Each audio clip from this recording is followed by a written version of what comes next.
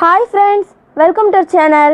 நீங்கள் நம்ம சேனலில் சேமியா முட்டை புலாவ் நம்ம நார்மலாக வீட்டில் எப்போவுமே சேமியா வச்சு சேமியா உப்புமா சேமியா கேசரி தான் செய்வோம். இது கொஞ்சம் டிஃப்ரெண்ட்டான ரெசிபி. எப்படி செய்யலான்னு பார்க்கலாம் வாங்க வீடியோக்குள்ளே போகலாம். ஒரு பாத்திரத்தில் நெய் சேர்த்துக்கோங்க. இதுக்கு பதிலாக எண்ணெய் கூட சேர்த்துக்கலாம். நாங்கள் இன்றைக்கி நெய் சேர்க்குறோம். நெய் நல்லா சூடாகட்டும். நெய் நல்லா சூடாயிருச்சு. இதில் ஒரு சின்ன துண்டு பட்டை, 2 கிராம்பு, 1 ஸ்பூன் சோம்பு சேர்த்துடலாம். சேர்த்து நல்லா கலந்து விட்டதுக்கப்புறமா ஒரு பிரிஞ்சி இலை அதையும் சேர்த்து நல்லா கலந்து விட்டுக்கோங்க. நம்ம குட்டி குட்டியாக கட் பண்ண 2 பெரிய வெங்காயம் அதையும் உள்ள சேர்த்துடலாம். வெங்காயம் நல்லா பொன்னிறமாக மாறுற அளவுக்கு இது நல்லா கலந்து விட்டுக்கோங்க. வெங்காயம் நல்லா பொன்னிறமாக மாறிடுச்சு. 1 ஸ்பூன் இஞ்சி பூண்டு விழுது அதையும் சேர்த்து நல்லா கலந்து விட்டுக்கோங்க. ஒரு கேரட் குட்டி குட்டியாக கட் பண்ணது அதையும் உள்ள சேர்த்துடலாம். 5 பீன்ஸ் குட்டி குட்டியாக கட் பண்ணது அதையும் உள்ள சேர்த்து நல்லா கலந்து விட்டுக்கோங்க. இந்த மாதிரி இது நல்லா கலந்து விட்டுக்கலாம்.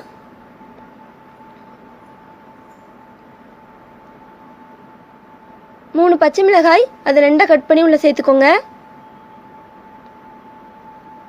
ஒரு தக்காளி குட்டி குட்டியாக கட் பண்ணது அதையும் உள்ள சேர்த்துடலாம். சேர்த்து நல்லா கலந்து விட்டுக்கோங்க. இது வந்து ரொம்ப ஈஸியாக செய்யலாம். டேஸ்ட்டும் சூப்பராக இருக்கும்.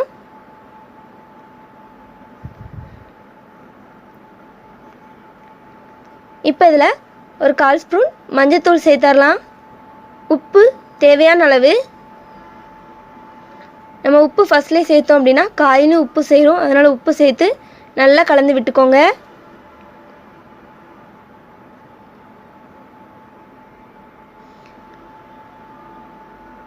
நம்ம சேமியாவில் எப்போவுமே நார்மலாக உப்புமா கேசரி அந்த மாதிரி தான் செய்வோம். இது கொஞ்சம் டிஃப்ரெண்டான ரெசிபி. நம்ம 1 கப் சேமியா எடுத்துருக்கோம். அதுக்கு 1.5 கப் தண்ணி சேர்த்தாச்சு. இப்போ இது ஒரு மூடி போட்டு மூடி வச்சிடலாம். 10 நிமிஷம் இது நல்லா கொதிக்கட்டும். இது நல்லா கொதிக்கிறதுக்குள்ளே நம்ம முட்டையை ரெடி பண்ணிடலாம். ஒரு பாத்திரத்தில் 4 முட்டை அதை உடச்சி ஊற்றிக்கலாம்.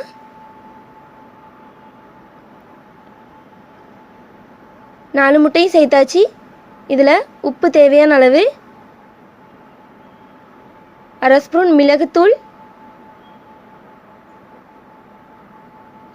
1/2 ஸ்பூன் சில்லி பவுடர் அதையும் சேர்த்து நல்லா கலந்து விட்டுக்கோங்க. இந்த மாதிரி நல்லா கலந்து எடுத்துக்கலாம். பாருங்கள் ஃப்ரெண்ட்ஸ், நல்லா கலந்து எடுத்தாச்சு. இது அப்படியே இருக்கட்டும். நம்ம அதுக்குள்ளே காய்கறியை செக் பண்ணலாம். ஓப்பன் பண்ணி பார்க்கலாம். பாருங்கள் ஃப்ரெண்ட்ஸ், தண்ணி நல்லா கொதிக்குது. காய்கறி எல்லாமே நல்லா வெந்திருக்கு. இப்போ இதில் நம்ம 1 கப் சேமியா சேர்த்துடலாம். சேர்த்து நல்லா கலந்து விட்டுக்கோங்க. நீங்கள் வறுத்த சேமியா யூஸ் பண்ணுறீங்கன்னா அப்படி சேர்க்கலாம். அப்படி இல்லைன்னா நெய்யில் வறுத்து சேர்த்துக்கோங்க. இப்போ இதை மூடி போட்டு மூடி வச்சிடலாம். 10 நிமிஷம் போல் ஆயிருக்கு. ஓப்பன் பண்ணி பார்க்கலாம். பாருங்கள் ஃப்ரெண்ட்ஸ், நம்மளோட சேமியா புலாவ் எவ்வளோ உதிரி உதிரியாக வந்திருக்குன்னு. சூப்பராக ரெடியாக இருக்குது. இது அப்படி இருக்கட்டும். நம்ம முட்டையை ரெடி பண்ணிடலாம். ஒரு பாத்திரத்தில் எண்ணெய் சேர்த்துக்கோங்க. எண்ணெய் நல்லா சூடாகட்டும்.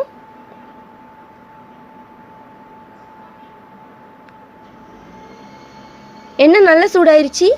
இப்போ இதில் நம்ம கலந்து வச்சுருக்க முட்டையை உள்ள சேர்த்துடலாம். முட்டை சேர்த்து உடனே கலந்து விடாதீங்க. ஒரு 2 நிமிஷம் போல் கழித்து இதை கலந்து விடலாம். அப்போ தான் நமக்கு எடுத்து சாப்பிட்றதுக்கு சூப்பராக கிடைக்கும். 2 நிமிஷம் போல் ஆயிடுச்சு. இதை கலந்து விடலாம்.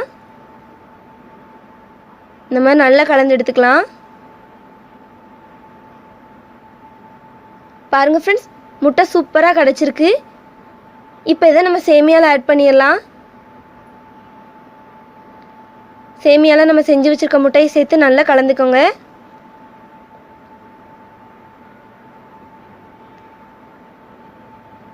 முட்டை சேர்த்து நல்லா கலந்து விட்டாச்சு.